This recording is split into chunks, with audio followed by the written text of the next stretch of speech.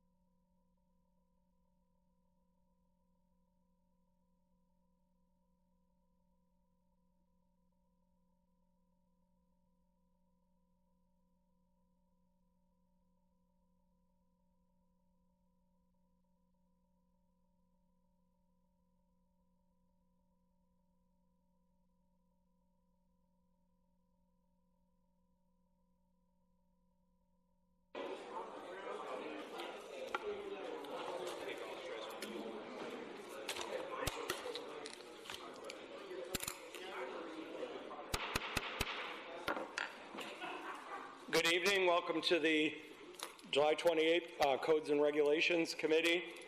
We are going to start this evening with invocation by Pastor William Martin of Providence Baptist Church, followed by the Pledge of Allegiance.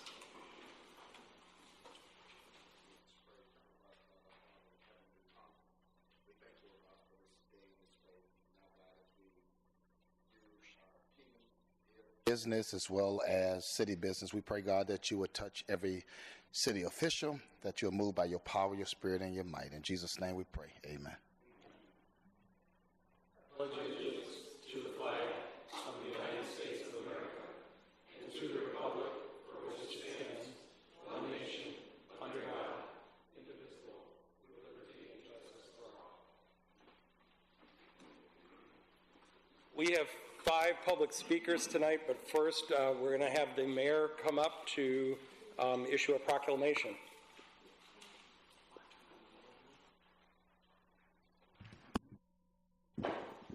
Excellent. Thank you. I'd welcome up our guests.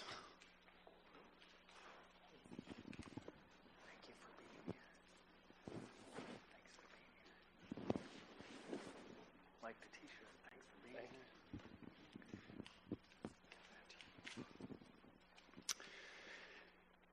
Whereas Rockford, Illinois proudly celebrates its rich Swedish heritage and is home to the highest per capita population of Swedish Americans in the United States.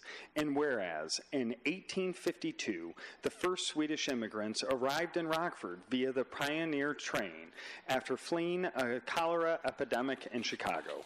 Their journey was halted by flooding that washed out the Rock River Bridge, making Rockford their new home. And whereas in 2002, during Rockford's sesquicentennial celebration, the city established a sister city relationship with Borgholm, Sweden, formally signed in Borgholm in July and in Rockford in August, symbolizing lasting friendship, cultural exchange, and mutual respect. And whereas Borgholm, the largest town on the island of Åland, is celebrated for its scenic beauty, vibrant culture, and unique geography, just as Rockford's location on the Rock River helped shape its early Swedish settlement. And whereas Rockford recognizes the dedicated work of the late Barbara Lundy and John Nelson, whose shared leadership was instrumental in establishing the sister city relationship. Barbara's legacy is honored through the Barbara Lundy Fika Room at the Nordic Cultural Center, a space for hospitality and connection. Now, therefore, I, Thomas P. Maxmer, as mayor of the city of Rockford, do hereby proclaimed, June 21st, 2025 to be Borgholm Sweden Day. We have been so fortunate to have such a strong relationship with Borgholm, and I will just say specifically, I know many of you had the opportunity to meet Barbara as well as John. You couldn't talk with either of them without smiling and feeling like you're totally welcome in any conversation that they were in, but also talking about Sweden. And the work that you guys have done through the Nordic Cultural Center in just keeping this relationship alive and bringing our community back to that rich history and heritage is really deeply appreciated. And I just want to say thank you for the work that you do. Would you like to share a few words with us? I certainly will, because with this proclamation and taking it to the city of Borgholm and having an opportunity to present it to their mayor, their administrator, and their cultural administrator, Maria Johnson, who has been in Rockford, has worked with the Art Museum, has started a ball rolling once again. The very next day, there was an interview on Swedish Southern television about this relationship and about Rockford. They were thrilled to hear of our continued interest in their community. With that, then, there was an interview with a director of one of their historic museums on the island, and that director has sent me back with wanting to develop another relationship here. And then there has been subsequently, they have an Erlon America Day, which I did not know about. And then I was requested to send a greeting, which we have done. A greeting has been done. So this relationship is good and strong and raring to go.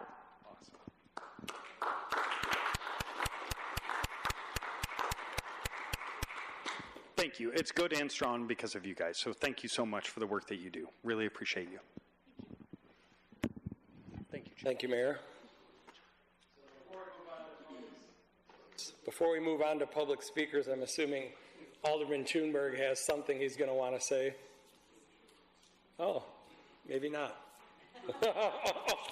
You missed your chance. Did you want to comment on this at all? Because you're going to work it in sometime eventually anyhow, right?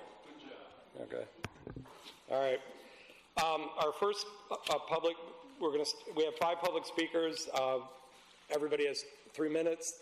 You'll hear an alarm go off if you run over your 3 minutes. When I call your name, you can come up to either of the microphones at the back of the room and address the council. And our first speaker this evening is Prophet Yusuf. Good evening, ladies and gentlemen. In the book of 1 Timothy, the 4th chapter, the 16th verse, it says, keep a close watch on yourself and on your teaching. Stay true to what is right, and God will save you and those who hear you. What I want to speak about tonight, friends who intercede. Job endured many setbacks without knowing why. He took comfort in the fact that others prayed for him, and there was a friend in heaven who would someday explain it to him. Lord John Ogilvie, former chaplain of the United States Senate, tells a story about the value of a friend who will intercede. Senator Max Cleveland, who lost both of his legs and his right hand in Vietnam, came to the Bible study withdrawn and tired. Another senator said, Max, are you all right? Not really, he said. I've been having the same dream for 30 years. I accidentally dropped a grenade, and I leaped on it, and it exploded and blew both of my legs off. That night, the study group gathered around Max and prayed that the Lord would heal him. 2 days later, the History Channel broadcast his story just as he remembered it. A man from Annapolis saw it and phoned Max. Senator, you have the story all wrong. That wasn't your grenade. It was a young recruit behind you who had opened the pins on his grenades before jumping out the helicopter. One of them popped out of his belt and rolled on the. You leap on it to save us. I wrapped you up myself, and I got you to the hospital. I was on that helicopter. I know how it happened. Max came to the next Bible study, a new man. He said about the power of prayer. He said, a gigantic load has been lifted off my shoulder. Jesus, make me the kind of friend who remind others of what is true. I also been want to tell Alderman Beach's wife and Mrs. Rosie Thompson, who retired from Chrysler, and Mr. Mac Knotts, a fire chief, and Mr. McDonald, the airport man, and my friend, Mr. Sonny Boy, the lottery king, this for a long time. And I'm going to get it off my chest tonight. I don't like you. I love you. And you can't do nothing about it. And happy birthday, my good friends. And I wish you many more, and God bless you and your family. Happy birthday to you. Happy birthday to you. Happy birthday to my good friends. Happy birthday to you. Thank you for allowing me to speak. Thank you. And our second speaker is John Groh. I gotta follow that. No singing tonight from me. Well, I appreciate the opportunity to speak with you today, not just on behalf of Go Rockford, but as a lifelong resident and partner who believes deeply in Rockford's future, our public spaces, and our city's momentum. In May of 2018, Mayor McNamara appointed me to lead a task force of community members with a simple but ambitious charge: reimagine the potential of Davis Park as a signature destination for our city. The task force included private citizens, members of city council, city staff, and partners from agencies including RAVE and the Park District. We set out to develop a vision rooted in the belief that a vibrant, inclusive urban park in the heart of our city would advance the social, economic, and cultural well-being of our residents and the community. Davis Park is more than a park. It's a public space that sits at the intersection of commerce, culture, and community, on land that is foundational to our city's identity. Once home to iconic manufacturers, the site was the industrial heartbeat of our city and a reflection of our work ethic. After the decline of those industries, the land was reborn in the early 90s as Davis Park, a civic space meant to gather us, to celebrate us, and to anchor large-scale events. However, for far too long, this pivotal site has waited for the kind of reinvestment that matches its historical and cultural significance. This project isn't about amenities alone. It's about creating a safe, vibrant, welcoming space that tells residents, families, and visitors, this is a city that invests in itself, a city that values quality of life, a city that believes public spaces are platforms for connection, inclusion, and pride. Council members, I know that major projects, especially ones with multi-million-dollar decisions, aren't easy. You are stewards of public dollars, and I respect the weight of that decision. This moment isn't simple, but it is significant. Tonight you have the chance to get to yes, to clear the path forward for a project that has been thoughtfully planned, community-backed, expert-advised, and years in the making. Saying yes moves Rockford forward. Saying yes means we meet the moment with courage, not hesitation. Saying yes means we honor the voices of our residents who have said we want more of our public spaces from our downtown and our shared community spaces. This vote isn't just about concrete, glass, and lighting. It's about belief. It's about momentum. It's about showing future residents, investors, and young people that Rockford is a city willing to act, not just dream. I'll wrap up real quick here. I urge you, even if it's not easy. Your time, sorry. Especially if it's not easy, to get to yes, and start that tonight with the vote out of committee. Thank you. That is your time. Thank you. And our third speaker this evening is Eric Brown.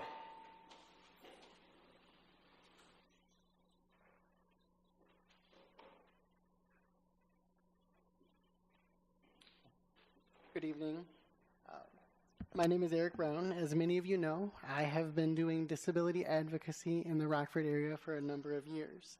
I visit chambers tonight to show support for the work that's happening at Davis Park.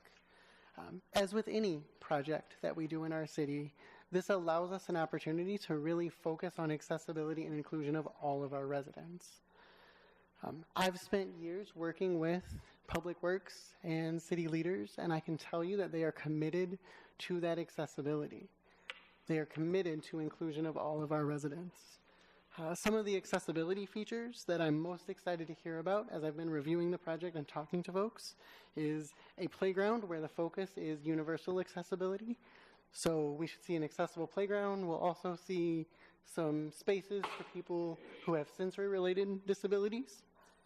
A ramp built into the stage to make it fully accessible for all, and improvements on sidewalks to allow people to fully access the park.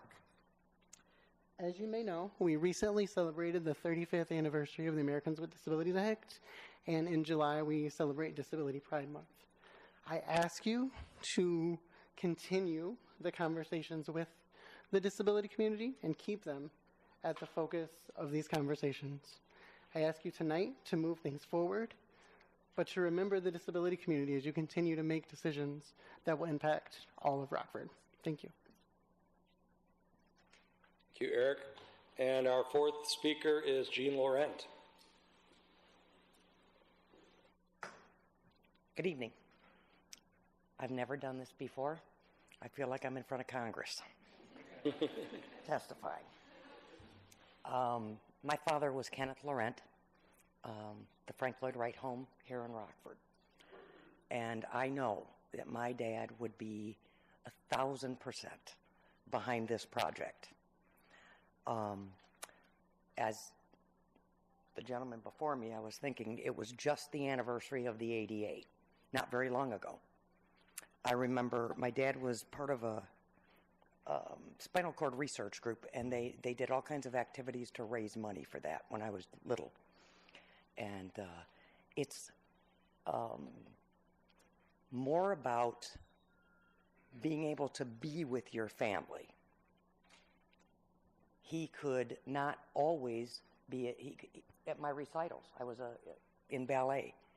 He couldn't come to a play because they hadn't yet carved out places for people with wheelchairs. Now you're lucky because you have phones. You can record, but it's still not an in-person experience with your kid when you watch it on a phone. It's an interactive type of relationship when you can be at the park, seeing your child, even getting behind and pushing your child on a swing. I know I personally would have loved to have my dad be able to go and be with me at the park, not just my mom, or we belong to Springbrook Swim Club. A lot of times there's a parking lot, but it's the distance and the terrain and the navigation between parking and seeing your child in an event. And he couldn't get to that event because of that distance. I hope kids in Rockford don't have to experience that. I hope this park can be inclusive for kids to actually feel their parents' presence in the park with them. Even relatives that come visit, grandparents from out of town, if they're disabled in a wheelchair or cane, whatever it may be, they have an opportunity then to take their grandchild to the park and swing. We never know. My dad was 28 when he was paralyzed. We have brothers and sisters and kids at that age. My son's older than that. He could have a car accident and that could be us at any time. And that would deprive my child of going to the park and enjoying time with his child. I don't want to see anybody miss out when there's a real opportunity for Rockford. And the thing I thought of was Mr. Wright that designed the house. And everybody to a T that comes through there says he was so ahead of his time. So ahead. And I hope that that's the council being ahead of their time.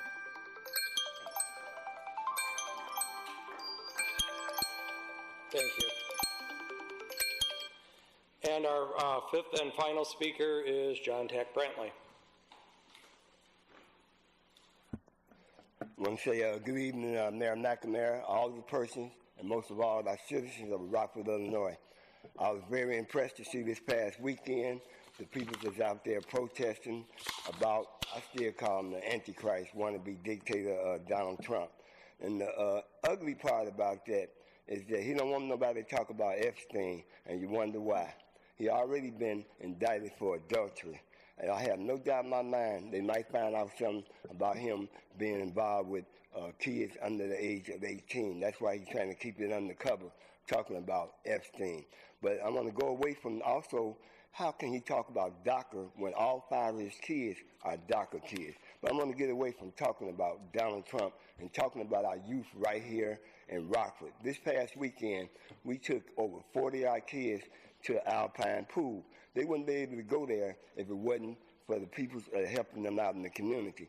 I want to ask the aldermen that's over Concord, Auburn Manor, Black Hawk, and Orton Keys, and what have you. But I want to also bring it to the police department and the fire department. Our youth is out there selling water in the streets. Instead of condemning them for selling water in the streets, it's rather for them to sell water in the streets than to be selling drugs on the corner. So the police department and the fire department got programs for our youth. When you see our youth out there selling water, pull them to the side and say, hey, we got a program for you to get into. The mayor mentioned to me about other programs that they have for our youth. I don't know about all them programs that they have. But the police department, the fire department, y'all have access or have information to them programs.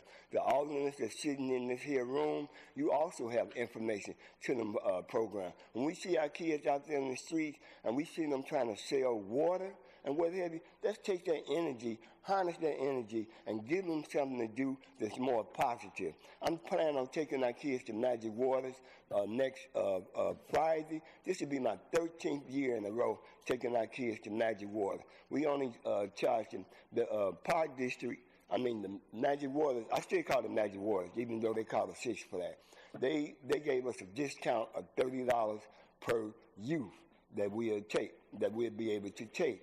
I already got 60 youth signed up. So far, I got 40 of them youth covered to take them to Magic Waters. Taking them to Magic Waters is a place they've never been before. A lot of them never been there. I want to thank Karen, because Karen did something a couple of years ago when she gave me 50 tickets, and we took our kids to Pecatonica, and the first thing the kids and the adults said, "Brother John, ain't nothing but white people out here." I said, "And?" And the white people and the Hispanics heard them say that. They embraced our kids. So to bring our kids to take them places they've never been before is a whole new experience. Thank you for allowing me to speak. I'll be back. Thank you, John. Okay, and we're now moving to our regular agenda. Our first item is no action items.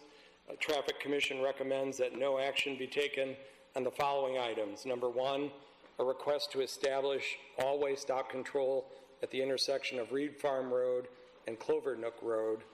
And number two, a request to establish a no parking at any time restriction on the south side of Toft Street from Barlow Court to 125 feet east of Barlow Court. Is there a motion to approve? Oh, yes. Yes, can we call the roll first? Here.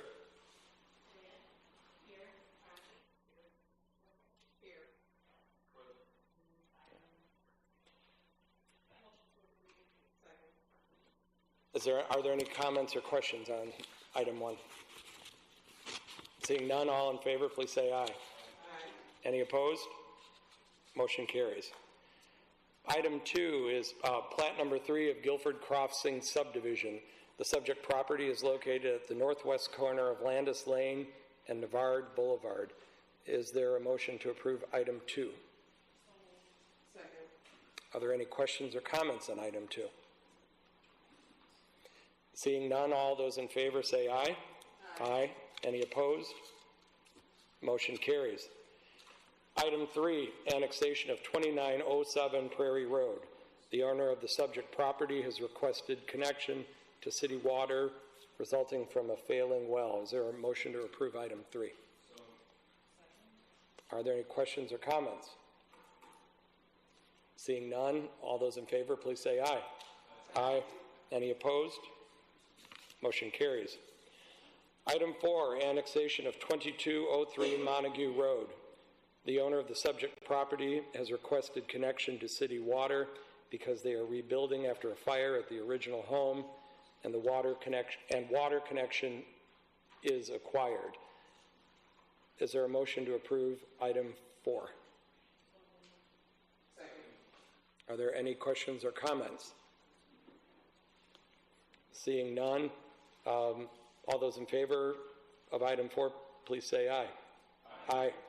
Any opposed? Motion carries.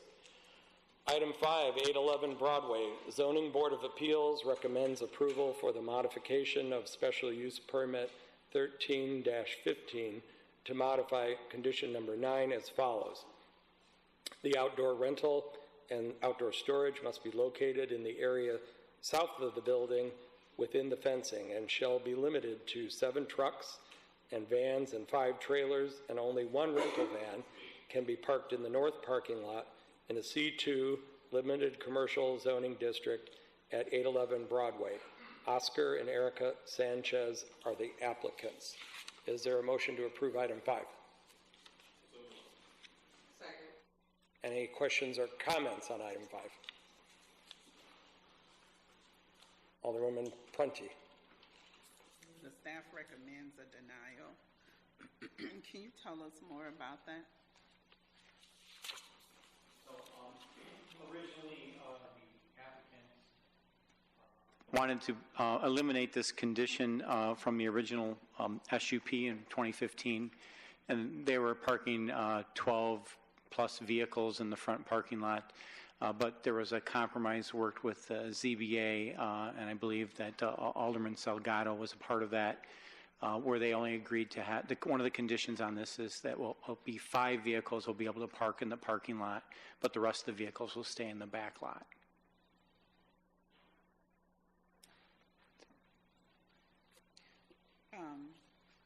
So were they out of compliance previously?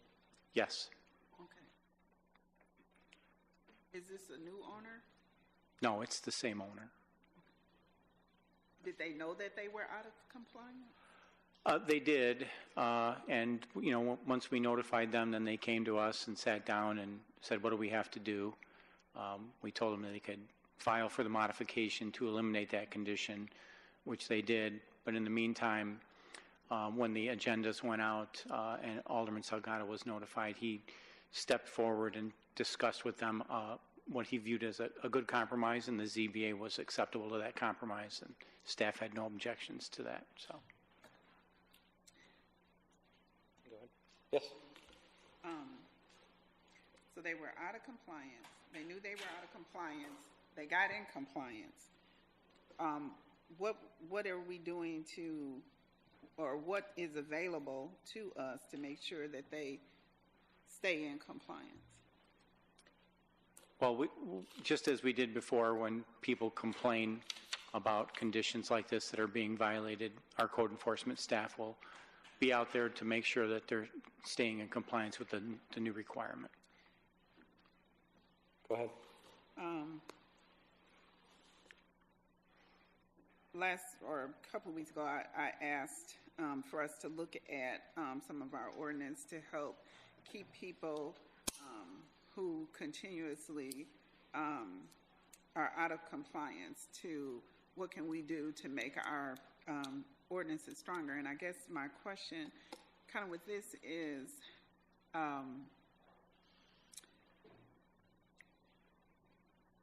if people are, I just want to make sure that that people are aware that we're serious, so that one of the things I would like to know from you is, like, how often do you find yourselves where people who are out of compliance, how often does that happen? How much of this going out there work do you have to do? I think every year there's at least a handful of people that don't comply with their special use permits or possibly any requirements from LTAB, and either when staff finds out that they're not in compliance, we go out and we enforce that. Obviously, we've got a really good, strong tool when it comes to the liquor license to comply with conditions, because we can always threaten to take that away from them. The special use permits, though, we'll take them through code hearing if possible, if they're going to be belligerent and not cooperate. But 95% of the time, people are going to come forward and try to work out some compromise with us and comply. All right, thank you. Are there any other questions or comments? I guess I would ask to follow up on Alderwoman Prunty's question. So Alderman Salgado negotiated these terms that the ZBA was okay with and that staff agreed to, but are they essentially exceptions to our ordinance, the terms, or are these terms to bring them into compliance? It's to bring them into compliance, because it's a special use permit, and obviously and when you have a special use permit, there's something special about the site that we're making some exceptions for. So the terms listed here are that will bring them into compliance. Okay. Yes. Thank you. Yep. Sure.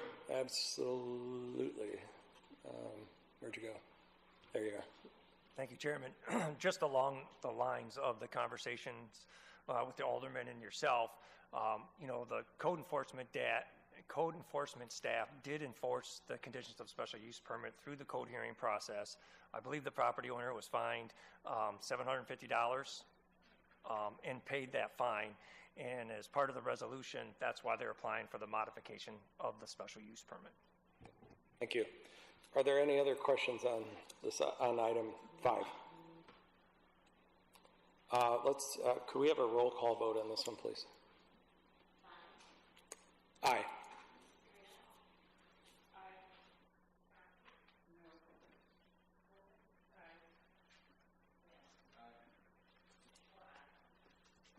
Motion carries. Item 6 is 1423 Broadway. Zoning Board of Appeals recommends approval for a special use permit for a mural on a building in a C4 urban mixed-use zoning district at 1423 Broadway. Myra G. Uribe Guerrero and Maria G. Guerrero are the applicants. Is there a motion to approve? Second. Are there any questions or comments on item 6? Seeing none, all those in favor, please say aye. Aye. Aye. Any opposed? Motion carries. Item 7, 1923 12th Avenue. Zoning Board of Appeals recommends denial of a zoning map amendment from R1 single-family residential zoning to R2 two-family residential zoning district at 1923 12th Avenue. Attorney John Gilbert for Paresh Kumar is the applicant. Is there a motion to approve? So moved. Second. Are there any questions or comments on item 7? Alderman Logeman. Thank you, Chairman. I just had one comment. I think the arguments against or to support the ZBA are valid, but I emailed the codes and regs today, just what I'm saying right now. But I think, the property owners, as I understand it, they were unaware of the change. So I would support, I've not talked with the property owners at all, but I would support, their request overall, because they purchased the property and were unaware of the zoning or the change right there. So up to you. But I just thought, consider your email. The zoning board meeting or minutes were in there as well. But I just want to add that for the context there. Thank you, Chairman. Thank you. Any other questions or comments? Alderwoman Prunty. You said that they were unaware of I'm sorry. Thank you. You said that they were unaware of the change. Could you just explain to me, I'm sorry, what was the change? It was my understanding that there was no permit ever issued. Alderman Logeman and then maybe staff? Yeah, and Mr. Capavella can correct me, but from what I understand, there was a sale of the property. As we kind of understand, and us aldermen know to realize this happens, where there was some remodeling that had happened to make a one-unit property into like a two-unit property for two families. And so when there was the sale that happened, the new owner, the applicant for ZBA, they were unaware that this conflicted with the current zoning. And so they requested, as I understand it, they requested a second waste container, and then that's what prompted this should only be one unit instead of two. So the city did their due diligence in investigating a little further. Mr. Capavilla can correct me if I'm in any way mistaken. Alderman Logeman is correct.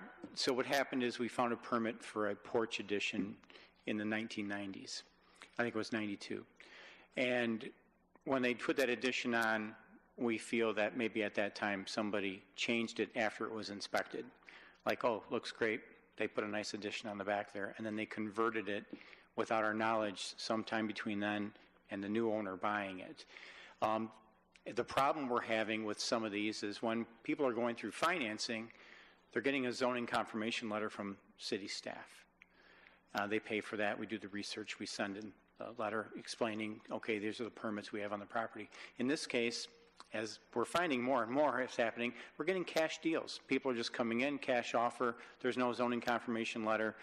Guy comes in, gets this and says, oh, geez, I need another garbage container for my second tenant. And then, of course, that happens. Rob Willamie contacts us and says, this is a one unit, isn't it? This is a single family? Yes, it is.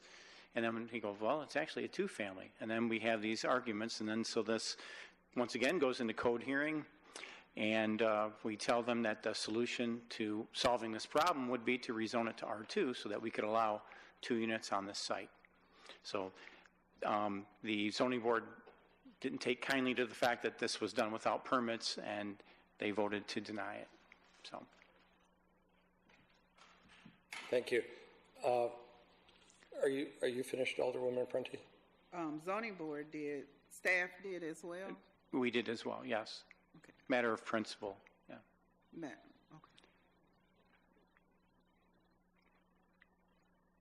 Okay. And you said that you're finding this more and more where people are. Well, what I'm stating is that if you get a zoning confirmation letter, and I would encourage anybody watching or listening right now, if you're going to buy property, get a zoning confirmation letter to confirm what you're buying is actually legal and lawfully established. In many cases, when these cash offers are coming in, people are not doing it. They're just acquiring the property. Some guy thinks he got a great deal on a property. Here's $100,000 cash, and they take the property title, and they don't even think twice about the zoning. Zoning is an important component of buying any property. Do your due diligence. That's what I tell people. So, I think I read in the email that no one had ever really complained about this property.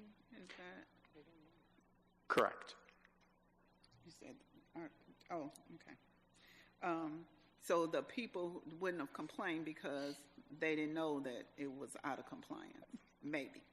Either nobody ever knew it in the neighborhood, or if they did, they didn't say anything. But it was when they made the request for the second garbage container, saying that they had a two-family, that we discovered that, obviously. Thank you. Thank you. Alderwoman Hoffman. Thank you for allowing me to speak. I'm a little confused now. We have a permit for a room, right? A back room or extension? Over 30 years ago, yes. Right. Yeah. We don't have anything for anything else. How can any of that stand if it's never been permitted and it's never been inspected? They're asking, for this change, but none of this is, we don't know if it's safe. Right? So, well, obviously, if it hasn't been inspected, it could be valid that there could be issues there. We really don't know. And so even if this is denied, is there another step that says, whoa, you don't just get to sell it to somebody else now as one family. We've got some stuff here going on that maybe isn't safe or legal or... Well, I don't know to what extent, any inspections have occurred, other than the fact that when we sent somebody out to confirm that there was 2 units there, they did confirm that there was 2 units in the building, 2 separate entrances, et cetera, and 2 baths, 2 kitchens, et cetera. I don't think anyone went on an actual building inspection of the unit to see if the unit complied with all of our codes. No. I am hoping that this goes farther and he doesn't just drop it or sell it as a 1 unit and it gets forgotten and somebody puts it as a grandmother apartment or something. I'm just worried that there won't be any follow-up and somehow people end up living in this space. So this is on hold in our code hearings right now, pending a decision from the City Council.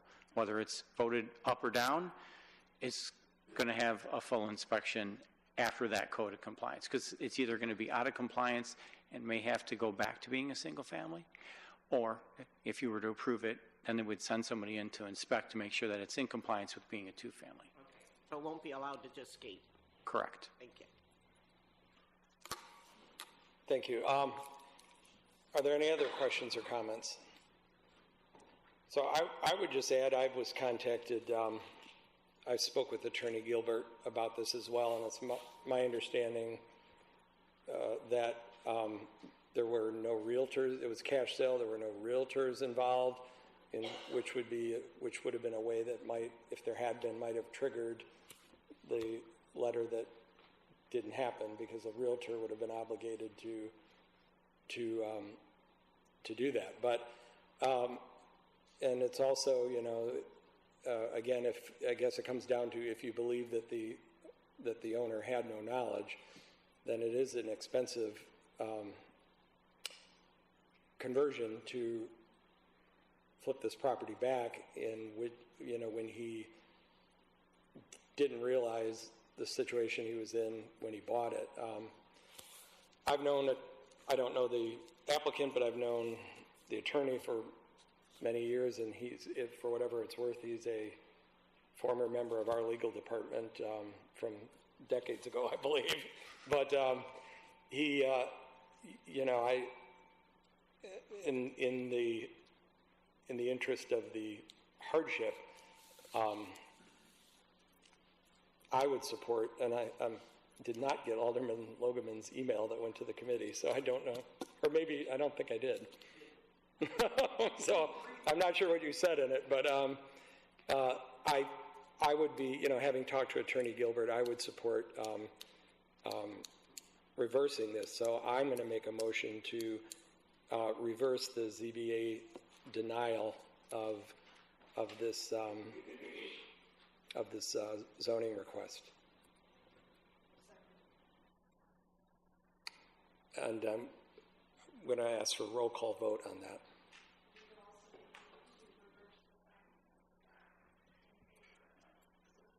Do we need to do that before we vote on the reversal? Or, I mean, in conjunction with it, rather?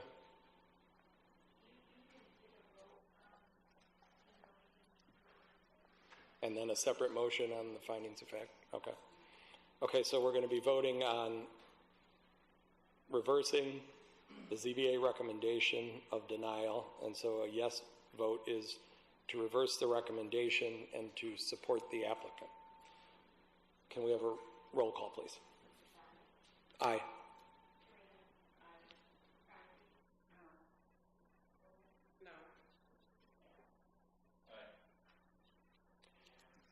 Thank you. Motion carries. And I guess then I will also make a motion to, I'm sorry, what? Reverse the findings of fact. We don't need to be able to read, we don't have to read them all. Okay. To reverse the corresponding findings of fact. Can we also have a roll call vote on that, please? Aye.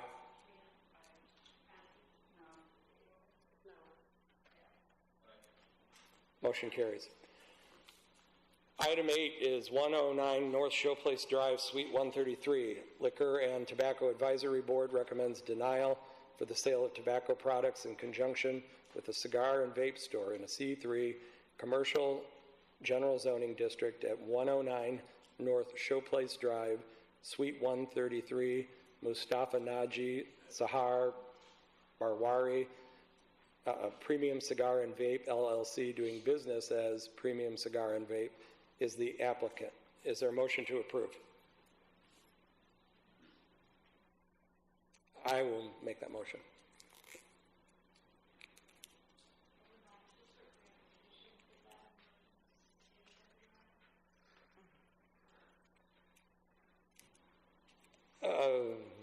Yeah. Good question. I was just trying to get it up for debate. But I will withdraw that. I'm going to make a motion to also reverse this one. So that this reverse the LTAB recommendation for denial.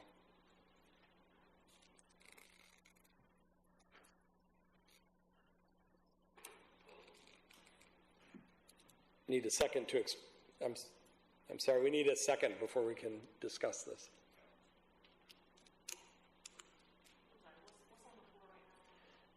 So a motion to also reverse the recommended denial, in this case from LTAB, on item 8 at 109 North Showplace Drive.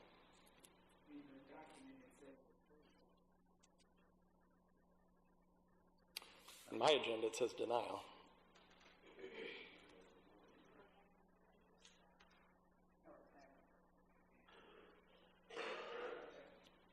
So it is denial.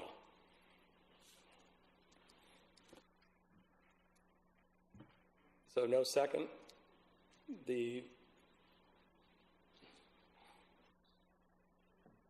I mean, I'm happy to withdraw that and put it back as a motion in the affirmative to recommend denial if that gets seconded and discussed. So I will. I'm sorry, did you second that, Alderman Bell? Yes.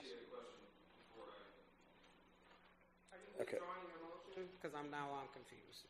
I've withdrawn it now for the second time. I originally made a motion to recommend denial. Nobody seconded it. So I withdrew it, made a motion to reverse it. Nobody seconded it. So I withdrew that. I've now gone back to a motion to recommend denial. I think Alderman Bell seconded that, but I'm not sure. Second. So is there any discussion on this item?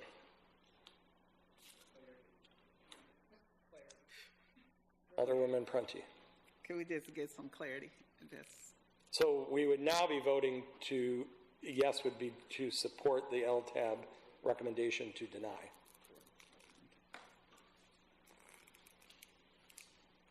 Are there any questions or comments? Alderwoman Torina. Thank you. I just want to pull up some notes here really fast. So we received an email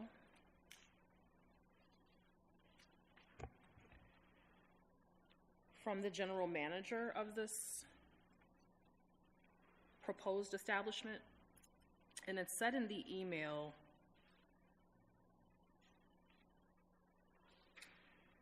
I'm just going to start from the second paragraph. It said, however, as you are aware, during the LTAB hearing on July 15th, 2025, our representative was not fully prepared to respond to the committee's questions. As a result, the application was unfortunately denied. So I read that, and then I went and asked for the meeting minutes for ZBA, which I was not present at. And according to the meeting minutes, only one question was asked, and that was from Jennifer Spencer, and she asked if there were more locations in Rockford owned by Mr. Najee. And Ms. Ross, who was there to represent, said no, but Mr. Najee is the owner of several businesses in Chicago. So I guess there seems to be some conflicting information regarding this series of questions that this representative could not answer. So I guess I'm confused as to what questions was she not able to answer, because the court reporter is only showing one question was asked. So is there more questions that weren't recorded that I'm confused?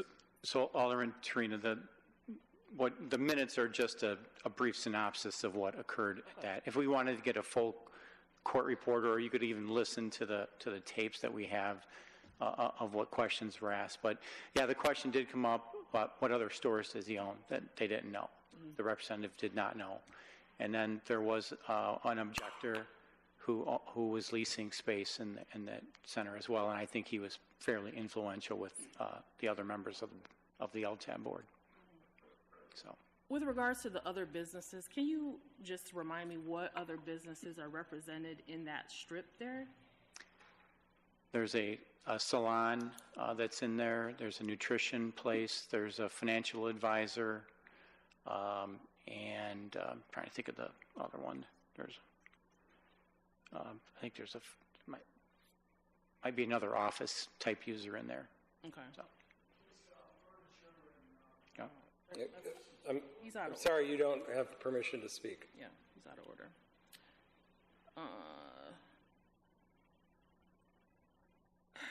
I think that's all the questions that I have at this time. Thank you. Are there any other questions or comments?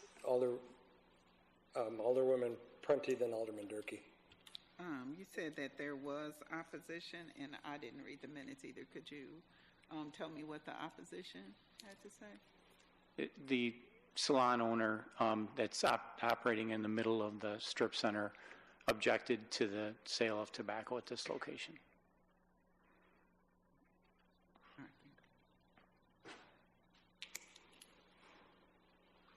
Do you have another question? Not yet. Okay. Alderman Durkee. Thank you, Mr. Chair.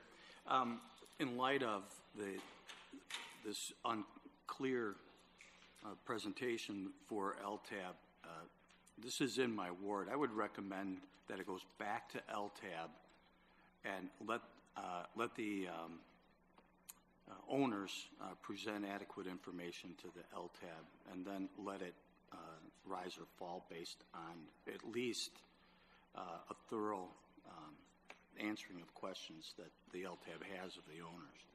So right now it seems like it's incomplete. So I would recommend that. I'm not on your committee. I would recommend it go back to LTAB. I understand. So, I mean, I would add that the same representative of the same company presented at ZBA on a different issue that was before this committee and before council not too long ago, where she didn't present. She was not unable to answer the questions, but she actually presented incorrect information. And I had to confirm the correct information with the owner of her business and then get up and present to ZBA what the correct information was, and then she corrected herself.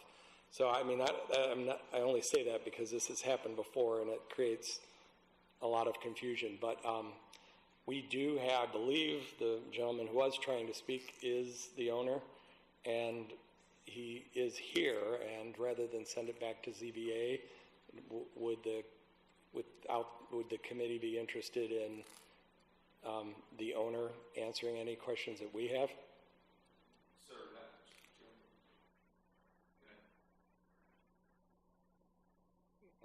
I mean, I have.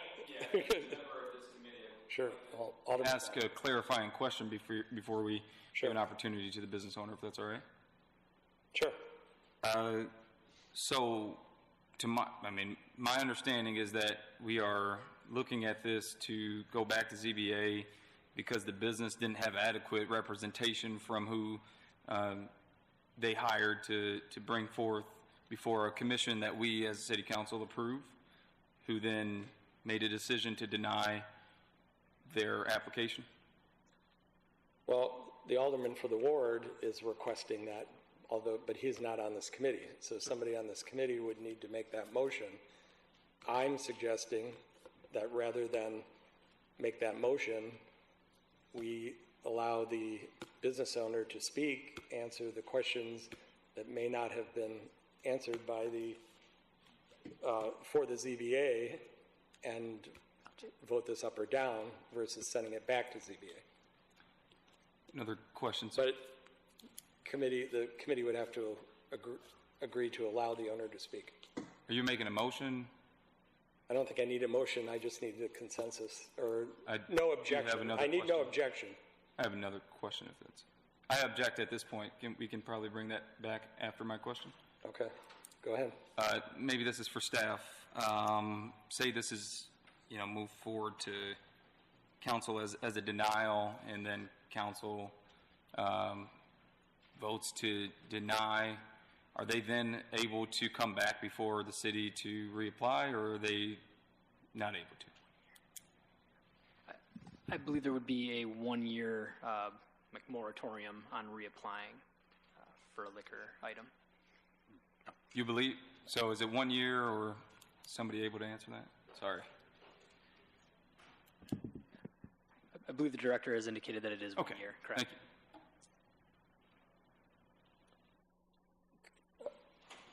Also for clarification, because I asked Mr. Capavilla this in email. Unlike a previous item on tonight's agenda, or the immediately previous item, a ZBA denial requires a 10-vote majority when it gets to council, but an LTAB does not, correct? Correct. So it would require just a simple majority. Okay. Do you still object to allowing the owner to speak? I don't think. Or does anyone else object? There are other members on this committee that could accept it, right? Do we need a majority? Is this a motion that we vote on to allow him to speak? Director? I believe it requires 2/3 votes to allow. I think. Sorry. I think often in the past that's not been the case, though. as long as there's been no objection. Okay. So, oh, I'm sorry. Oh. Yeah, so if there is no objection, then it's fine to proceed to allow the speaker to address the public body. If there is objection under the council rules, it would require a 2/3 vote. So there is objection. I will make a motion that this committee allow the owner to address the committee. Is this a roll call or is this an aye vote? Well, we need a second. Favor? There's no Okay, second right now. Gotcha. I can make a second and we can vote. You do? Yep, make a second. Okay. Then let's have a roll call vote. Bonnie? Aye. Serena? Pronti? Wilkins? Bill? Motion carries. So, Mr. Najee? Oh, I'm sorry. Mr. Najee. Okay. If you can come up, that actually, mic is already on. I guess I'm going to ask the committee first if they have any questions for Mr. Najee, and then I'm going to ask Mr. Capavilla if he can remember any of the questions that were unanswered that are not in the minutes, that to the best of your recollection. So I think is Alderwoman Tarina, did you want to go first? Yeah, that's what I wanted to know. Based off the email, there was questions that were presented that the representative was unable to respond to, so I'd like to know what those questions were and what are the answers, since we didn't get them, please. So, Mr. Capavilla, to the best of your knowledge, do you know what those questions were? Or I see that... my assumption would be that they would know. Would the owner know? That the owner would know? But I don't believe the owner was at ZBA, but the representative of the owner's agent is. If maybe you can come up and... this is not the I'm sorry. Can you switch places? Can you state your name for the committee and then explain your relationship with the owner? Sure. My name is Ahmad Shirze, and I'm the... Yes. I just want to clarify who the committee approved to speak and address the committee. Committee approved the owner to speak, but now a committee member is asking what those questions were, and it's my understanding, unless I'm wrong, the owner was not there. So... Who sent this email? Ken, let me just ask, can either of you answer those questions? What questions were asked at ZBA that weren't answered? For the record, my name is Ahmad Shirze, and I'm the representative of Premium Cigar and Vape. So the question was asked first, which was told... And before you speak, do I need another motion to allow the representative of Solutions Business Center to speak? Correct. Okay. I will make a motion to also allow the... Can you please, can you clarify who's Solutions Business? It's my understanding Solution Business Center was representing the owner. Okay. Raven Ross of Solutions Business Center was the person who was here at ZBA who couldn't answer the question. Okay. This gentleman also works there. I don't know if he was present at ZBA because I was not either. No. You were not? No. But I have the questions, like what was the questions. So first one... So, I'm sorry, before you speak, I need the committee's approval. I think it might be easier if Mr. Capavilla can, somebody who was at ZBA, ask any questions that he recalls that were not in the minutes, other than the one that Alderwoman Tarina has raised, and then let the owner, who's already been approved to speak, answer those, if that's okay. Just clarify, at the Liquor Tobacco Advisory Board, not the CBA. I'm sorry. Make sure I say that. So the biggest question was the floor plan that was provided. And if you look at that floor plan, which is Exhibit D in the staff report, it shows a very large lobby area. And then there's 2 counters on both sides. And then there's a small cigar room that's only 8 by 10 in the back and a bathroom. And the biggest question was, is this actually going to be a cigar store if the cigars are in this little tiny area, or is it really just going to be a vape store that's basically saying that it's a cigar store? And what else is going to be in these counters? Why is there this large waiting area in the front? And one of the worries that the adjacent tenant has was that people were going to be smoking up in this area. We've assured him that that was not acceptable to the Clean Indoor Air Act, and that smoking is not allowed inside the building. So that was the big issue that was discussed, because there was just a lack of what's the real business plan and what the rest of these areas going to be used for, and nobody could answer those questions at LTAB. So Mr. Naji, can you answer that question? Okay. The whole area, there ain't gonna be no smoking in there. Just vape, cigar, and tobacco stuff. Smoke not allowed inside the store. I'm not sure that answers the question, but it did not. So I don't know if any of the committee members have questions. So if I can, the question is not whether any products are going to be smoked in the store.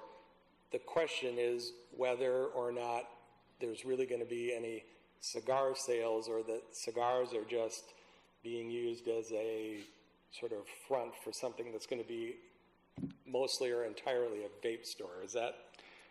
The question was, will it just be a lot of vape and cigarettes, or will it actually be primarily a cigar store? The question is not whether people are going to be smoking in there, because if for clarification, if that were the case, they couldn't even be in this location, correct? They'd need to be in a freestanding building. Correct. Okay. So do you understand the question?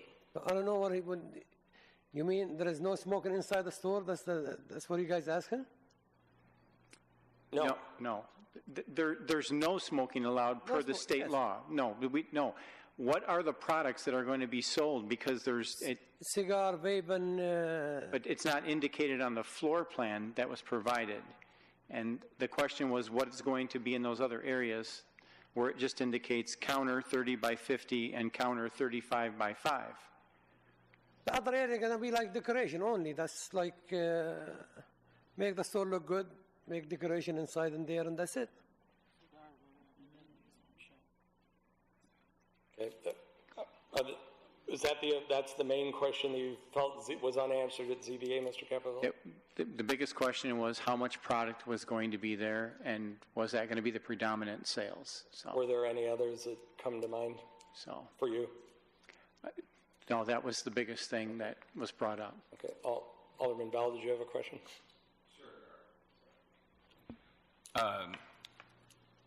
Mr. Capavilla, are we able to work with the business owner to accommodate to some of the conversation that we're having today, to maybe increase the footprint or the percentage of the square footage in the shop to be for the cigars? Is that something that the city staff typically works on with business owners, or would this just come before us as it is? So one of the conditions that staff wrote for approval was to revise this floor plan and provide us specific areas and what products will be sold in those areas of the floor plan. Because we only see one area where there's actually a tobacco product, and that's the cigar room in the back. So we would like to see a larger footprint for the cigars and tobacco. Correct. Can I make a motion to lay this item over? You can. The motion to lay this item over, can we have a roll call vote on that? Bonnie? Aye. Serena? Aye. Bronte? Wilkins? Aye. Bill? Aye. 4 ayes, 1 no. Motion passes. Item 8 is laid over. And finally, item 9 is 3305 11th Street. Liquor and Tobacco Advisory Board recommends approval for the sale of packaged liquor, class PKG, and the sale of tobacco products in conjunction with a liquor store in an R1 single-family residential zoning district at 3305 11th Street. Tapasawi, Anagu, Varma, Mathena, Rockford Booze Bazaar, LLC, doing business as Liquorland, are the applicants. Is there a motion to approve item 9? Second. Are there any questions or comments on item 9? Yes, Alderwoman Prunty. Are the things that they said that they had to update, are those holdovers from something before? That would be correct. It was just, let me see if it says on here. I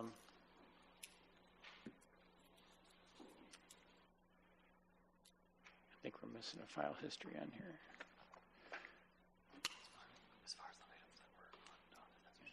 Okay. So it was the landscaping and the signage issues that were not complete from the first time this went through a few years ago.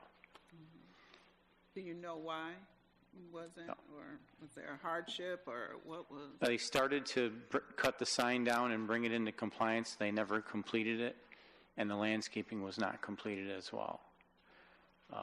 A lot of these things that we would have followed up on occurred during the COVID time, which is, as we discussed this afternoon on the phone, I told you we were going to make a big attempt in the next few weeks to do inspections that have been were put on hold for a few years and get caught up on those, and this is one of those businesses that would have been part of that.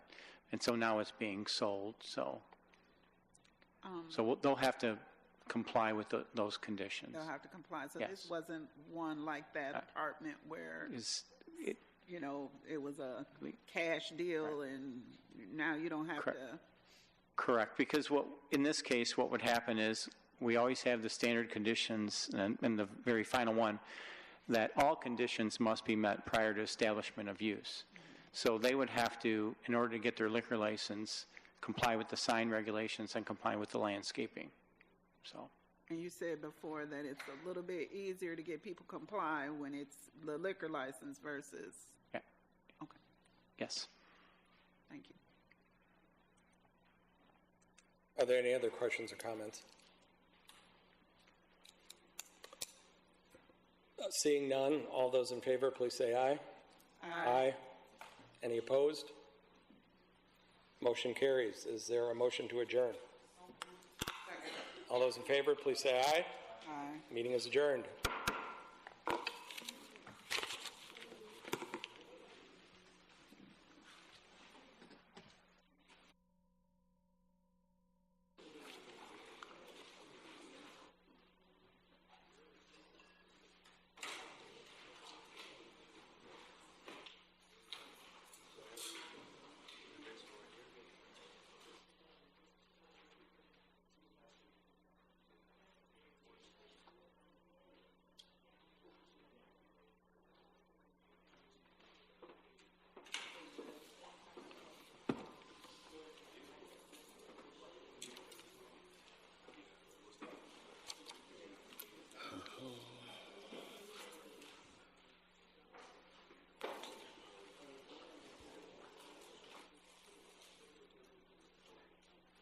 All right, Sir Clerk, would you please call the roll? Here.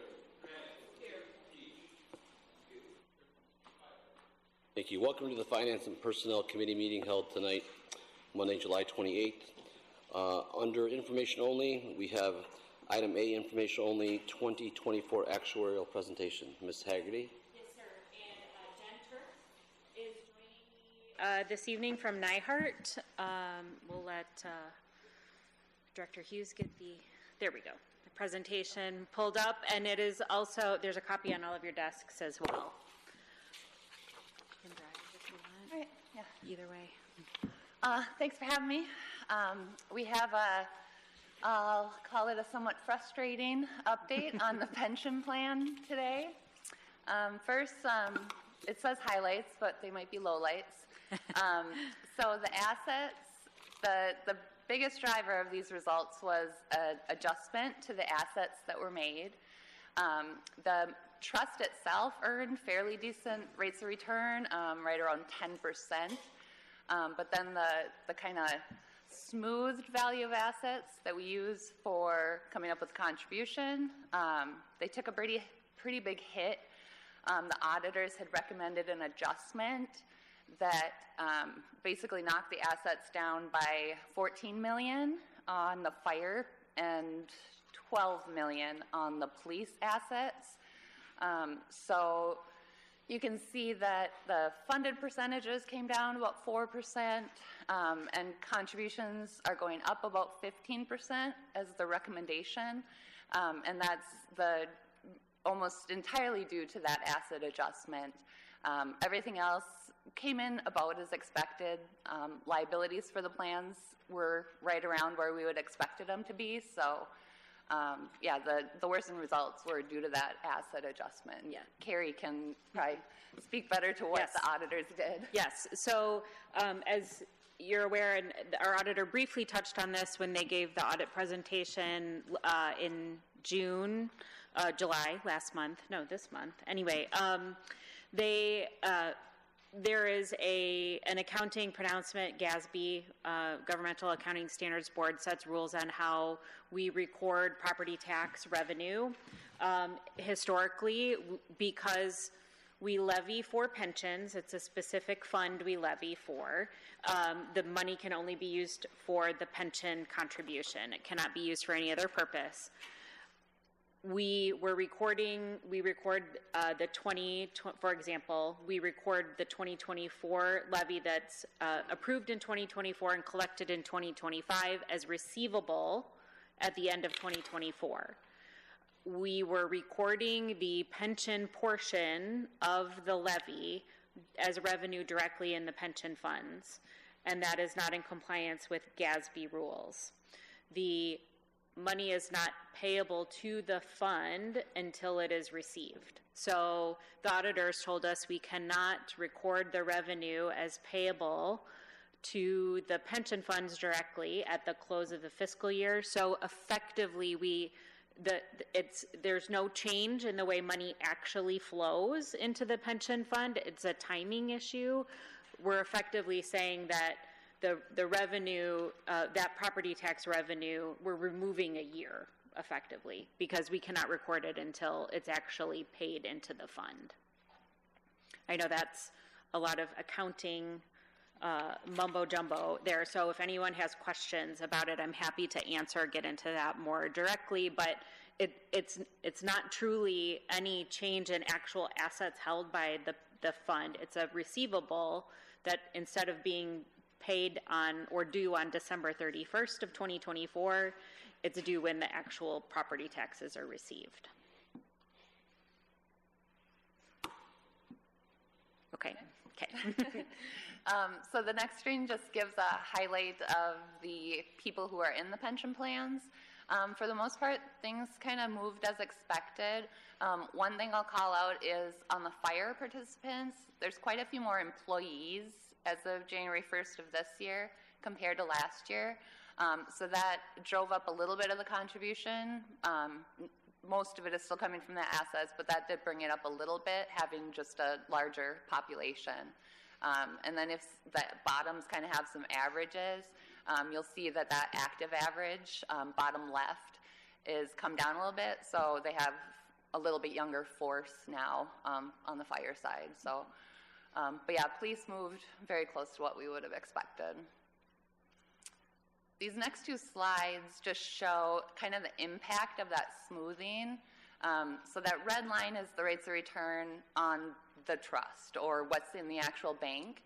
That blue line, or the kind of black line that cuts through it, that's that smoothing impact. And it's basically so we don't have those contributions going up and down at the whim of the market. That market value is measured as of December 31st, and if it was measured on December 30th or January 1st, you could get a real different result. So we smoothed in those gains and losses. The actuarial value kind of this year is a little bit of an anomaly to have it come down that much, but it was because of that asset adjustment that it looks a little out of line. So, and then the next slide is just the dollar values of those respective assets. So it's working like we expect, kind of just smooths out the peaks and valleys, which is what we want to keep the contribution as level as we can. Yes. For the most part. So then these next two slides are a lot of numbers. Kind of the first column of numbers, that's from January 1st of 2024, just for reference comparison. So that red highlighted box there, one thing that we have been stepping down each year is this payroll growth assumption, and it works into how the contribution is expected to grow over time, and it's pretty steep, 4%. Payrolls aren't typically going up 4%, so we've been stepping that down each year to try and get closer to kind of what the consolidated fund is using. But because of the asset headache that we had this year, we wanted to limit the damage a little bit. So we kept that the same as last year, but we do plan to keep, in the future, keep stepping that down. Our projections will kind of show how steep the contribution increases are with using that 4. So yeah, so you can see the funding percentages came down and the contributions went up. And again, the biggest driver was that asset. Any questions on the contribution calculation?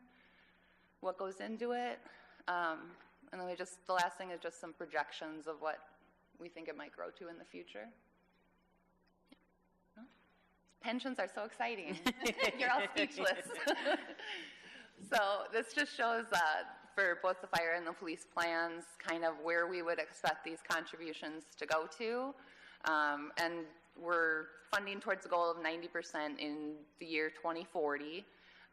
So they'll continue to grow kind of with that 4%, or if we bring it down to 3%, we expect the contributions to grow.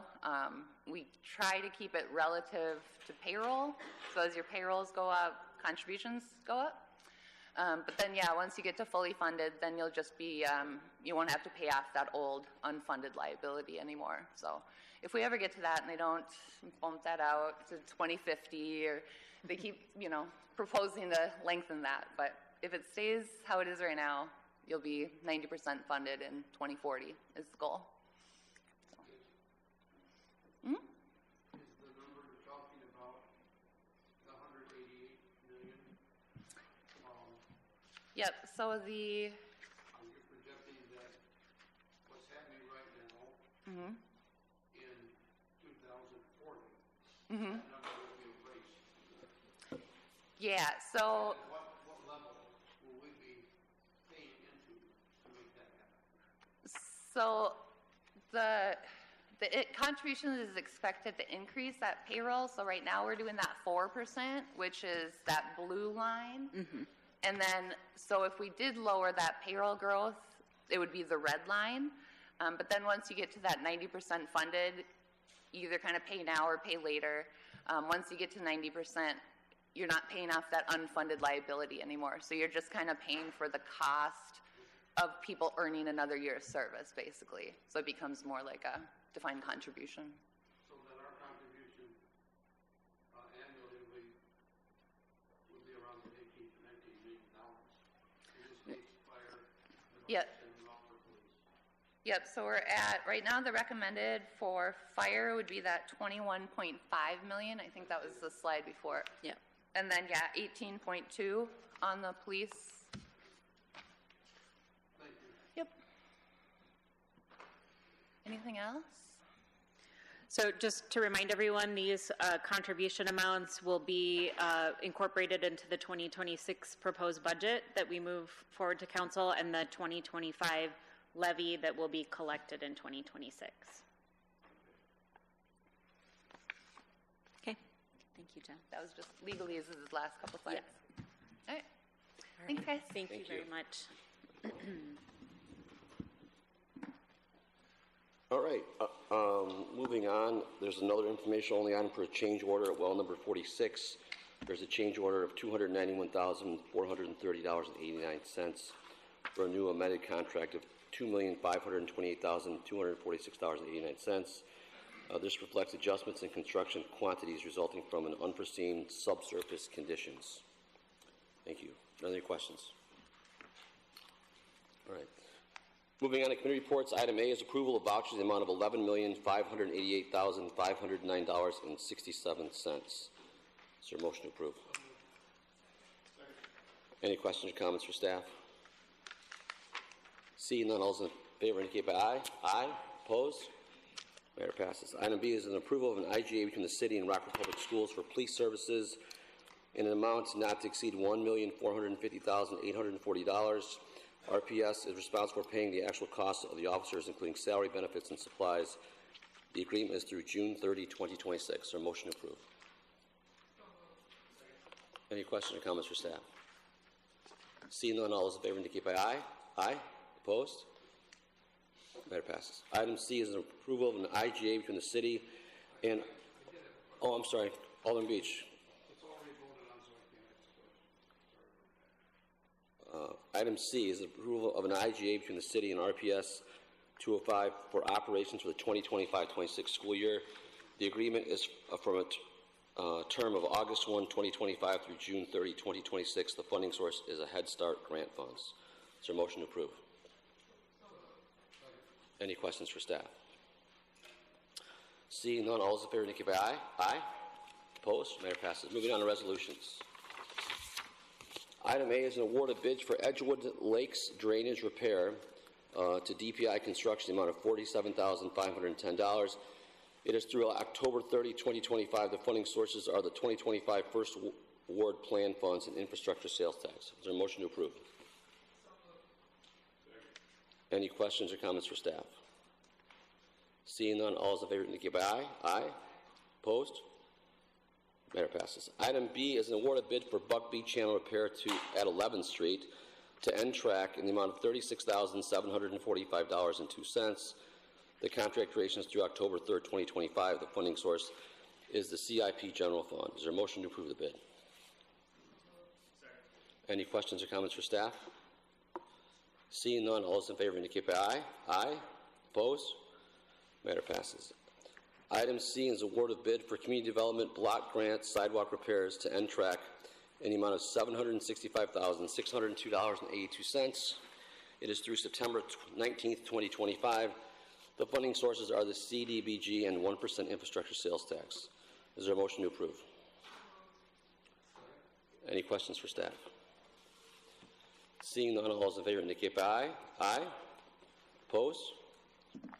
Matter passes. Item D is award of bid for Davis Park Building Improvements Building to Stenson Construction, the amount of $5,608,000 plus a $500,000 contingency. The contract duration is through May 22nd, 2026. There are various funding sources listed of a total approved budget of $10,977,000.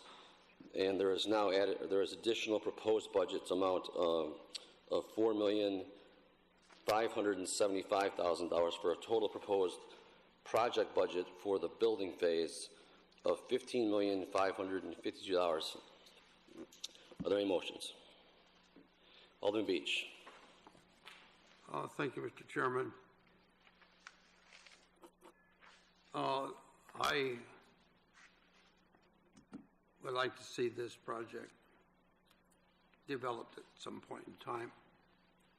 I have a lot of phone calls and texts from a lot of people that I really respect highly in this community, asking me to support this. It's even suggested at some point that we not lay it over, which I care to do this evening. There's still questions that need to be discussed. From my point of view, I think that would be D, E, and F. If I want to lay them over, I suppose you'd have to look at all of them this evening, but that would be my recommendation at this point in time, Your Honor. So you're making a motion, maybe we should take them one at a time. You're making a motion to lay over this item, correct? Yes. Is there a second? All right. We need to vote on it? Okay. Take a roll call vote. Are you on the committee? Okay, no. All right, go ahead and take the roll call. Aye. Aye. No. Matter be laid over. Item E is an engineering agreement award for Davis Park Improvements Phase 1 to Smith Group in an additional amount of $465,000 for an amended total of $1,798,900. Additional scope includes the construction engineering services for all ground preparation, seawall repairs, the path, site lighting, playground, skate park, parking lot, and landscaping.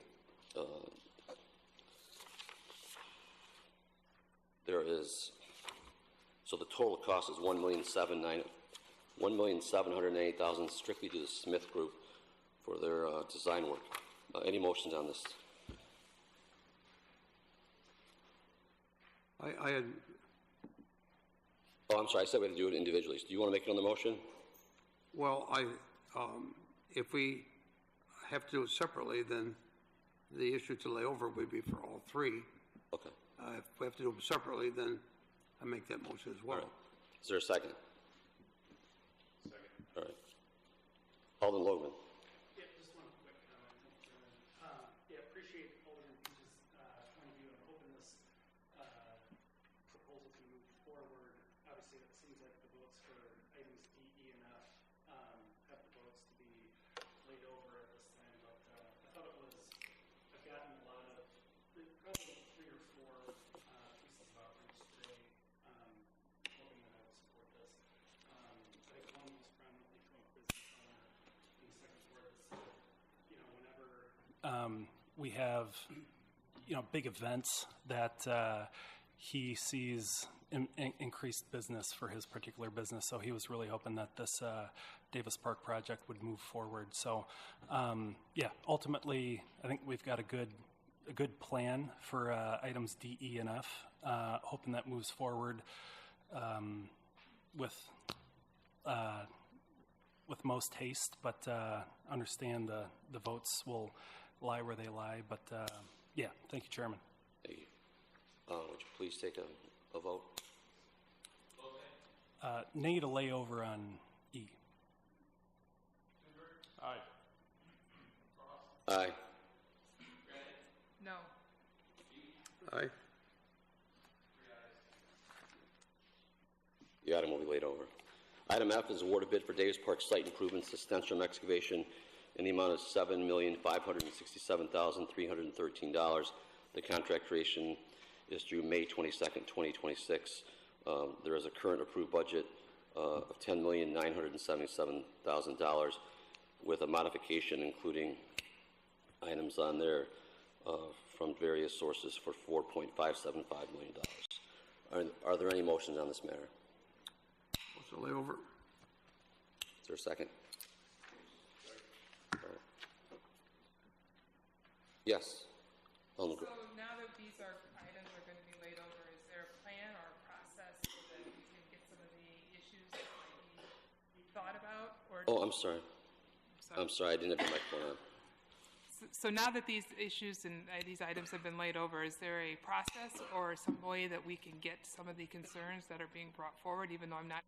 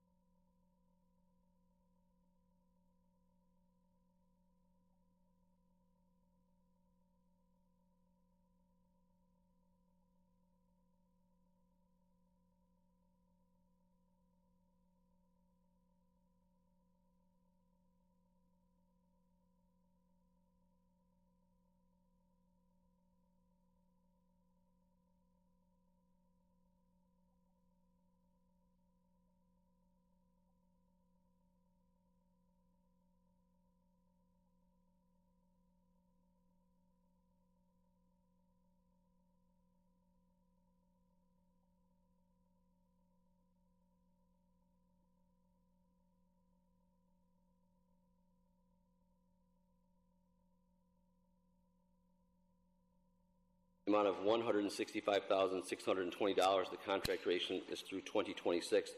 The funding source is the sales tax. Is there a motion to approve? Any questions for staff? Seeing none, all those in favor indicate by aye. Aye. Opposed? Matter passes. Item J is an award of engineering agreement for well 46 water treatment professional services to Strand Associates in the amount of $700,000. The contract duration is through July 31, 2026. The funding source is the Water Replacement Improvement Account. Is there a motion to approve? So move. Any questions or comments for staff? Seeing none, all those in favor indicate by aye. Aye. Opposed? Matter passes. Item K is an award of a non-competitive contract for benefits consulting and data warehouse to Rockford Consulting and Brokerage of Rockford in the amount of $142,950 for consulting fees and $75,000 for licensing. The contract duration is a 3-year base term from August 1, 2025 through July 31, 2028, with 2 optional 1-year renewals. The funding source is the Health Insurance Fund. Is there a motion to approve? So move. Any questions or comments for staff? Seeing none, all those in favor indicate by aye. Aye. Opposed? Matter passes. And item L is a resolution to take proposals for City Council Chamber audio-visual upgrades. The funding source would be the Department of Information Technology and Integration Fund. Is there a motion to take proposals? So move. Any questions or comments for staff? Seeing none, all those in favor indicate by aye. Aye. Opposed? Matter passes. Is there a motion to adjourn? Everything was read. All those in favor indicate by aye. Aye. Thank you. This means adjourned.